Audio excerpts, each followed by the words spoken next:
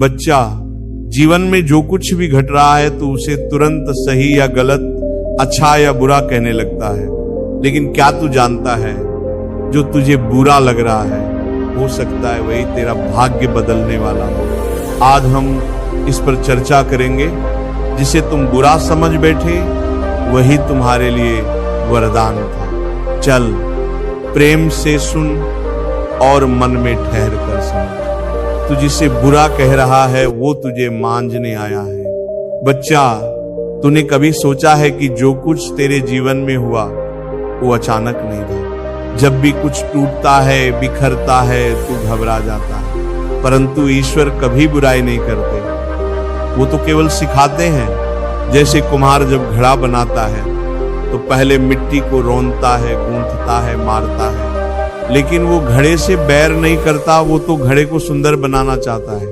उसी प्रकार जब तुझे चोट लगी, कोई छीन लिया गया, जब दुनिया ने मुंह मोड़ा तो समझ बैठा कि ये बुरा हुआ, लेकिन बच्चा वही तुझे भीतर से नया बना रहा था। परमात्मा तुझे मांझ रहे थे ताकि तू सहनशील, प्रेम में और जागृत हो सके। जब कुछ छिनता है तब कुछ बड़ा मिलने वाला होता है। बच्चा, तूने देखा होगा जब खेत जोता जाता है तो पुराने पौधे उखाड़ दिए जाते हैं। किसान रोता नहीं क्योंकि उसे पता है अब नई फसल आएगी, लेकिन तू तो उस पुराने पौधे को ही जीवन मान बैठा। जब परमात्मा ने छीन लिया तूने कहा बुरा हो गया। अरे नहीं रे, वो तो तुझसे बोझ हटा रहे थे, वो तेरे पांव की बेड़ियां तोड़ रहे थे। वो तुझे उस दिशा में ले जाना चाहते थे जहां तेरा वास्तविक कल्याण है, पर तू रो पड़ा क्योंकि तुझे उन बेड़ियों से प्रेम हो गया था।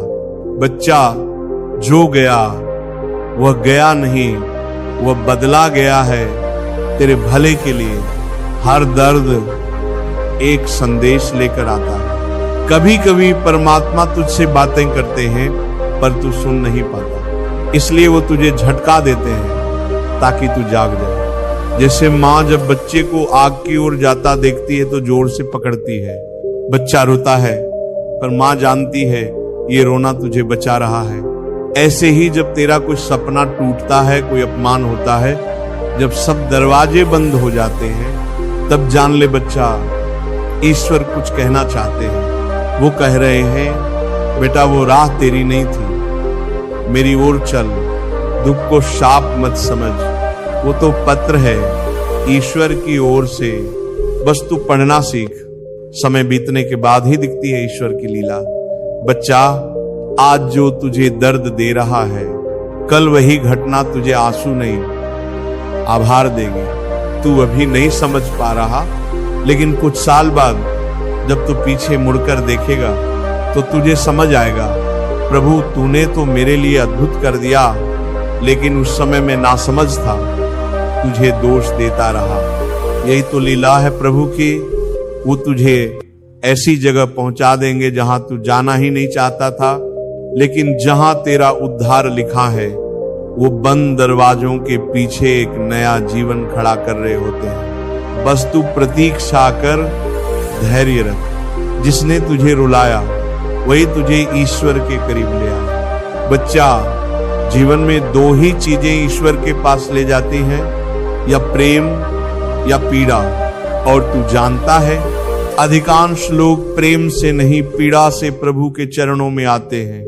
तेरे जीवन में जो घटना हुई, जिसने तुझे तोड़ दिया, उसी ने तुझे घमंड से मुक्त किया, उसी ने तुझे नम्र बना दिया, उसी ने तुझे हे प्रभु कहने पर विवश कर दिया। बच्चा, उस घटना को तूने बुरा कहा, लेकिन वो तो तेरे जीवन की सबसे बड़ी कृपा थी। रुलाया भी तूने और संभाला भी तूने। प्रभु, जो होता है वो ईश्वर की योजना में होता है और ईश्वर कभी गलती नहीं करते। अब अंत में एक बात ध्यान से सुन।